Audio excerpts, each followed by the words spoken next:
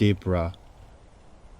The Israelites fell down a pathway of sinfulness and idolatry after the death of Joshua and the elders alive under his leadership.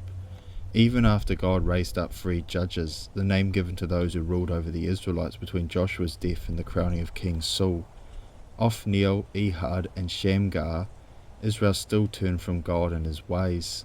Because of this, God allowed the Canaanites to invade and control Israel for 20 years, under Canaan's king Jabin and his commander Sisera.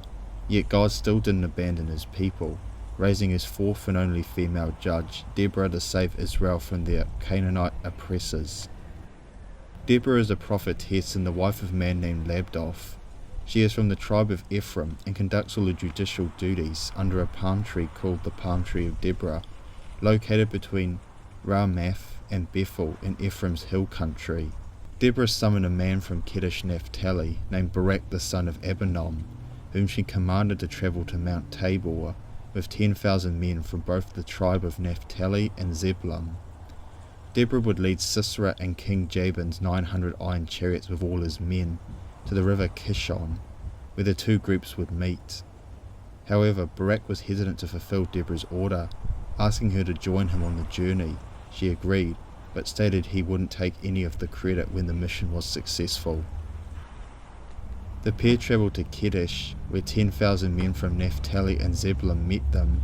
Then the group headed for Mount Tabor. Yet Heber from the Kenite people, the Kenites were not part of the tribe of Israel, but were close allies with them. This alliance started in Judges 1:16. Overheard the meeting between Barak, Deborah, and the 10,000 as he was camping nearby at Zanaman, and informed Sisera of their plan. Sisera assembled the king's 900 chariots and his army and marched to the river Kishon. At Mount Tabor, Deborah commanded Barak to head for Kishon with the 10,000 and meet Sisera and the king's troops. The 2 forces clashed and Barak chased Sisera to Harosheth Hagarim, where the Israelites slaughtered all the Canaanite soldiers, with only Sisera escaping. Sisera fled to Jael's tent, who was the wife of Heber the Kenite, the man who informed Sisera of Barak and Deborah's plan. After a drink of milk, Jael advised Sisera to allow her to cover him with a rug and stand in the doorway, with her promising to divert anyone who came looking, but Sisera instead lay down to rest. However, Jael betrayed Sisera, driving a tent peg into his head as he slept. Barak arrived at Jael's tent and discovered Sisera's body. The defeat of Sisera and the king's men didn't end Canaan's control over Israel, but it was the beginning. It motivated the Israelites that God was with them and strengthened them to eventually defeat King Jabin and reward themselves 40 years of peace until they turned from God once again. In conclusion, Deborah is a powerful and unique character in the biblical story. She is the only female out of the 12 judges recorded in the book of Judges.